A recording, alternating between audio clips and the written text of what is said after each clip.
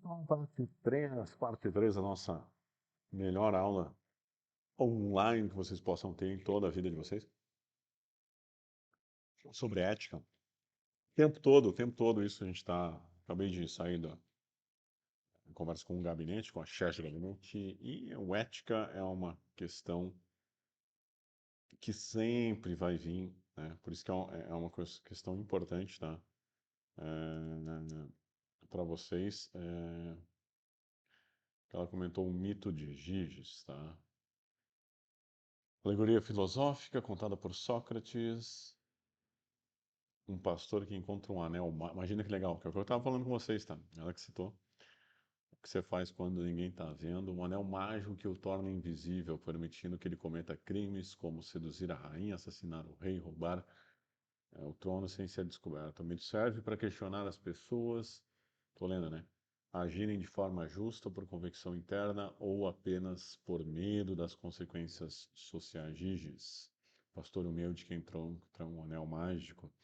Se você encontrasse esse anel mágico, o anel de Giges, que fica invisível, tem um filme, Cara Invisível, ele era de um jeito e mudou. Ele se tornar invisível, o que você se tornaria, né? É complicado essa vida, tá bom? Então, seguindo, tá? A gente conversou sobre isso, princípios éticos fundamentais da computação, privacidade, né?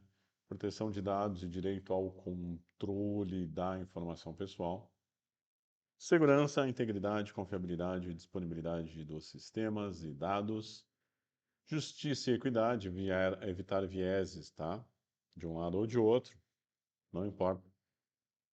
Garantir o acesso e tratamento justos a todos e todas, tá? Transparência, clareza sobre o funcionamento dos sistemas, especialmente inteligência artificial e coleta de dados, tá? Tem que ser algo transparente. Responsabilidade, tá? Assumir as consequências das criações tecnológicas que vocês fazem e, por fim, a dignidade humana, respeito fundamental ao indivíduo e seus direitos, tá? Dentro disso, tá? Agora que a gente entendeu, de uma certa forma, tá? As bases filosóficas, tá? Vamos focar nos princípios éticos, né? Que são a espinha dorsal da nossa prática em engenharia da computação, tá? Estes são os pilares que devemos ter em mente em cada projeto, em cada linha de código, tá? Quais são esses pilares que a gente tem que ter, que são realmente importantes, tá? Questão que a gente falou, privacidade, tá? Não é apenas sobre a legislação, né? A LG, cadê? LG, cadê? Onde está? Eu estou em outro lugar, né? LGPD ou GDPR, né? O direito fundamental do indivíduo de controlar suas próprias informações, tá? O sistema Privacy by Design, então, onde a privacidade é a prioridade desde o início, né? Lei Geral de Proteção de Dados, tá? E é importante, tá? Não é apenas sobre isso, tá? Que é direito, é uma lei já, né? Que quer modificações, mas é uma lei que garante de alguma forma, tá? Mas é muito além disso, como a gente vem falando nas questões éticas, né? E morais e de virtudes ou virtuosas, tá? Que é importante para vocês. Exemplo, tá? Desenvolver um aplicativo de saúde que permite aos usuários escolher quais dados compartilharem com quem, que deixa anônimos dados sensíveis por padrão. Então, questões médicas, tá? Ele decide questões de saúde, né? O que o médico tem umas informações que são necessárias, tá? Mas como é que você mantém essa privacidade? Por exemplo, de doenças que a pessoa tem, por exemplo, AIDS, né? Como é que você mantém essas privacidades, tá? Tem que ter um controle rigoroso contra isso, tá? A favor disso, no caso. Quando a gente fala de segurança, não é apenas evitar ataques cibernéticos, é garantir que os sistemas sejam íntegros, não alterados sem autorização, confidenciais, acessos apenas para quem tem permissão e disponíveis, funcionando quando necessário, tá? Um exemplo disso, sistema de controle de tráfego aéreo, por exemplo, precisa ser absolutamente seguro para evitar acidentes catastróficos. Então ele é bem seguro, mais do que diversos sistemas, como aviônicos, né? Eu estudei isso dentro do mestrado, né? Um circuito assíncrono, justamente para ele ser mais robusto, né? Mais rigoroso, no sentido de evitar falhas, ser mais robusto a falhas, tá? Para evitar acidentes. Então, de segurança. Então, a gente tem sistemas, né? Dentro de computação, eles usam paralelismo, né? 5 computadores que fazem os mesmos cálculos para, né, que são de segurança para ver questão de altitude, por exemplo. E aí quando você tem um dando um dado diferente e 4 certos, aparentemente certos, você vai escolher entre esses 4, né? Então tem uma série de parâmetros rigorosos em relação à segurança, caros para a aviação, mas necessários, tá? Então a aviação comercial é um bom exemplo, tá? De que segurança é levado a sério, tá? Por isso que hoje em dia, né? Por isso que é um meio mais seguro, não mais seguro, né? Tem meios mais seguros de transporte, como escada rolante. Ah, é um meio de transporte? É mais seguro? É. Mas o transporte no avião ele é bem seguro e por isso, porque realmente tem uma ética, tem uma moral, tem uma virtude na questão da elaboração dos sistemas, tá? Quando acontece um acidente aéreo, né, é analisado absolutamente tudo, não só para responsabilizar, né, algum crime ou algum ato falho, como, por exemplo, a tragédia da Chapecoense que aconteceu, que foi humano, né, muitas vezes humano, mas para permitir que, a partir desses estudos, a gente tenha uma maior segurança nos voos, né? Por isso, você pode ter certeza que acontecer um acidente, a aviação vai se tornar mais segura. Isso sempre aconteceu, buscando e garantindo isso, né?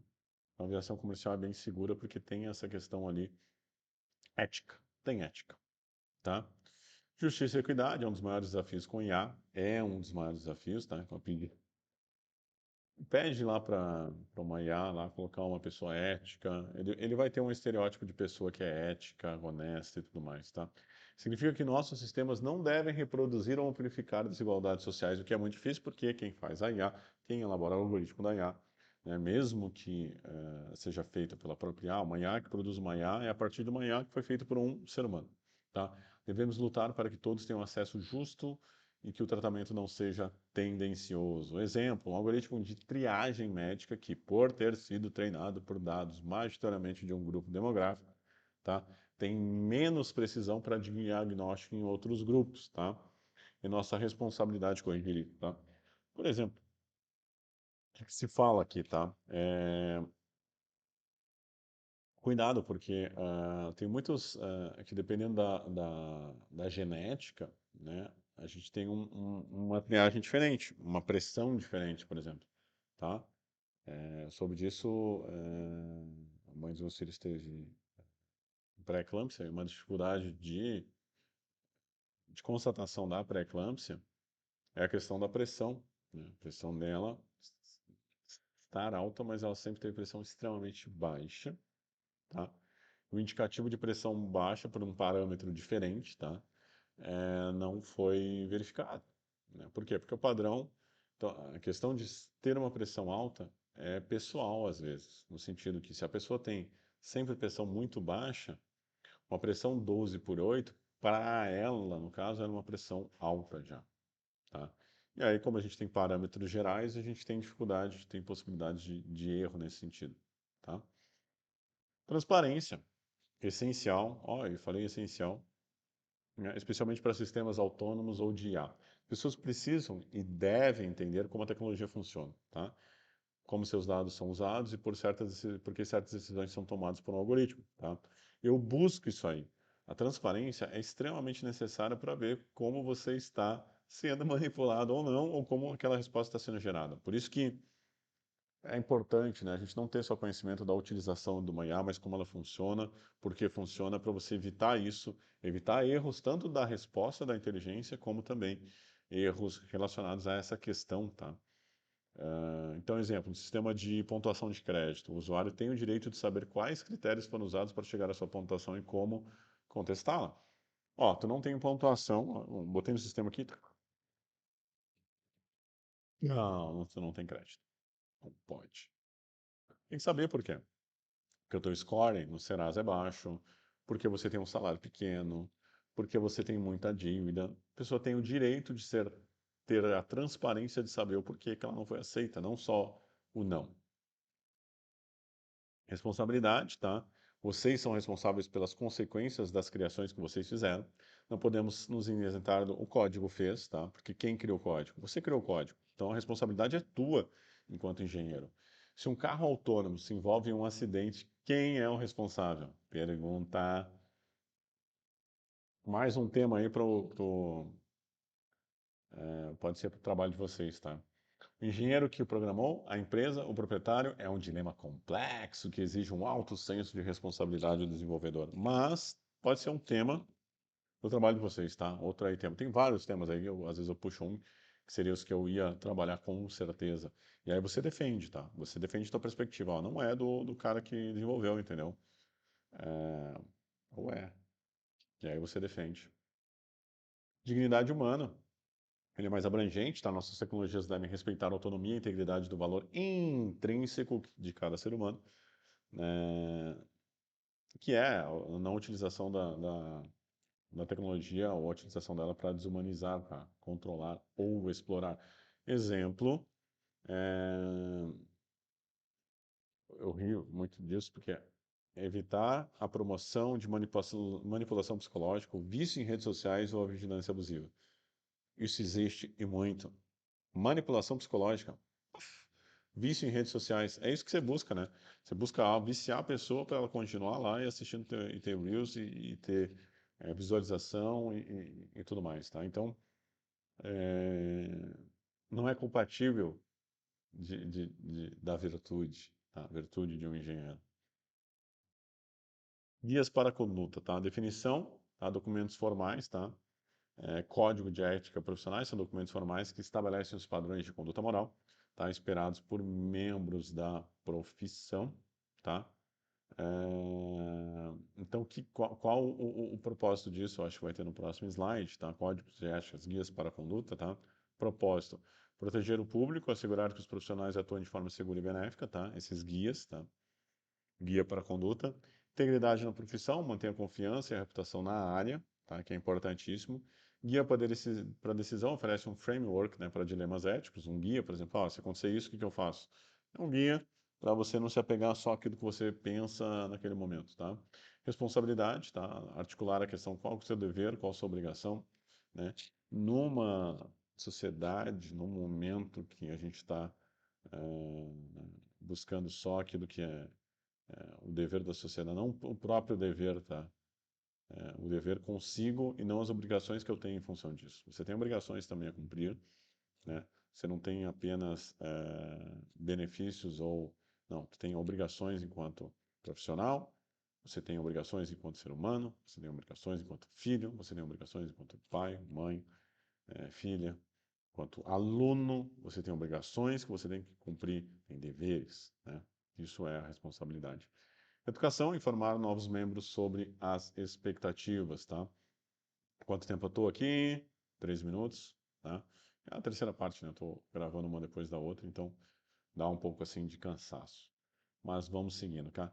Código de ética profissionais, tá? Guias para a conduta. Importância, não são leis, são guias, né, que você pode ter dentro da empresa de vocês, dentro de um projeto de vocês, que vai dar o caminho, né, a seguir, principalmente quando algumas situações acontecem. Mas eles são reconhecidos e podem ter implicações para a reputação ou até para a licença profissionais. Exemplos, tá? Que eu estou falando desses guias de código de conduta. Tem gente que pegou artigos do I3E Code of Ethics, tá? ACM Code of Ethics and Professional Conduct, tá? Que são exemplos de guias, tá? Relacionados à área de vocês ou próximo à área de vocês, tá? Que estabelece alguma conduta profissional, tá? Em relação à ética, à conduta profissional, que são de entidades grandes, tá? São entidades que... o I3E, por exemplo, vocês sabem, né? Instituto de Engenheiros Eletricistas e Eletrônicos, né? Por isso I3E, chama de I3E, não IEE, I3E. Eu lia muito artigo da I3E. É a maior associação profissional técnica do mundo, com foco em avançar a tecnologia para o benefício da humanidade. Então tem o código de ética da I3E, tá? Já leram? Deveriam. vou botar como tema, talvez, futuramente, né, para outras disciplinas, mas é importante vocês terem. Então, assim, ó, você tem que pensar como um mapa, tá? Ou um guia rápido para navegar por situações complexas. Eles nos dão uma base, tá, comum para a tomada de decisões éticas, tá? Não são leis, mas eles dão uma noção para vocês, tá? Então, esses códigos de ética profissionais que existem, tá? Assim como médico, advogados, engenheiros civis têm seus próprios códigos, vocês engenheiros, nós engenheiros da computação, futuros engenheiros, né? Vocês não são engenheiros da computação ainda, espero que se tornem um. Estudem, então, se formem. Também temos, tá? Elaborados por entidades de grande prestígio como o I3E ou a ACM, tá?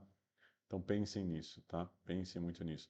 Esses códigos são mais do que meras formalidades. Eles foram pensados, eles são um compromisso da nossa profissão com a sociedade. Eles explicitam, né, expectativas de conduta, as responsabilidades, os valores e deveres que a gente tem que defender, que a gente tem que buscar, tá? Qual é o propósito, tá, desse código de ética, né? Eu vou dar, eu acho que, se eu não me engano, 5 pontos, tá? O primeiro, proteger o público, garante que os profissionais de TI não usem seu conhecimento para causar danos. Isso pode acontecer? Ah, pode, tá? É, Então, assim, ó, por exemplo, um desenvolvedor, você, não criar um software que intencionalmente pegue dados de outras pessoas, né? A gente faz isso indiretamente, né? Mas malicioso, né? Que vai lá e pega sem autorização. Quando você está utilizando o celular, quando você está utilizando o Google, você, de certa forma, permite, tá? Então, leiam bastante sobre isso. Outra coisa, manter a integridade da profissão. Se vocês agirem de forma antiética, a confiança da própria profissão, né, diminui. Então, e diminuiu, tá? Tem diminuído no sentido das redes sociais, de tudo isso que tem. Então, a confiabilidade, né, a confiança do profissional que faz tem diminuído, tá? Por essa certa manipulação que tem sido feita. Fornecer um guia, né, principalmente para momentos que a gente tem dúvidas, né? Você está num projeto ou inserido em algo que muitas vezes vê por fora é complicado. Mas muitas vezes, assim, ó, são guias que estão lá, pré-estabelecidos, né? Muitas vezes, dada a condição, você muda, você tende a não seguir um certo rumo que seria o mais correto por você estar no meio daquela situação e então isso é complicado, tá? Então esse código oferece um conjunto de princípios a serem considerados em função disso, tá? Promover a responsabilidade, né? Então ele deixa claro que está se esperando, que está se buscando de nós. E educa, né? Especialmente para vocês que estão iniciando na carreira, ou vão iniciar na carreira, ou estão atuando já, mas estão se formando, né? Ele é um manual sobre como se portar de forma profissional, tá? E o que a gente tem que ter em mente, tá? Que é crucial, tá? Crucial, tá? Entender que, embora não sejam leis com força legal direta, né? Que você vai ter uma penalização, né? Direta em função disso, ou forte, né? Como um código penal. Violar esses códigos pode ter sérias consequências para a sua reputação, para a sua carreira, em alguns países, para a sua licença para atuar como engenheiro, tá? Que é os Estados Unidos, no I3E, tá? Então, dentro disso, tá? Vou falar alguns princípios, tá? O código I3E, Instituto de Engenheiros Eletricistas e Eletrônicos, tem esses princípios, tá?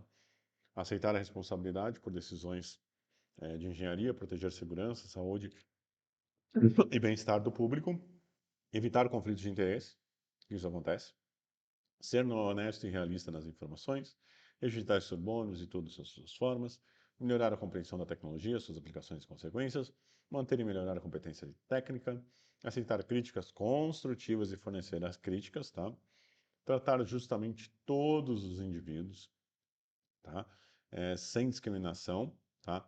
Evitar danos a outros e proteger a privacidade, né? Outros que não têm esse controle, você está trabalhando com dados, pessoas, né?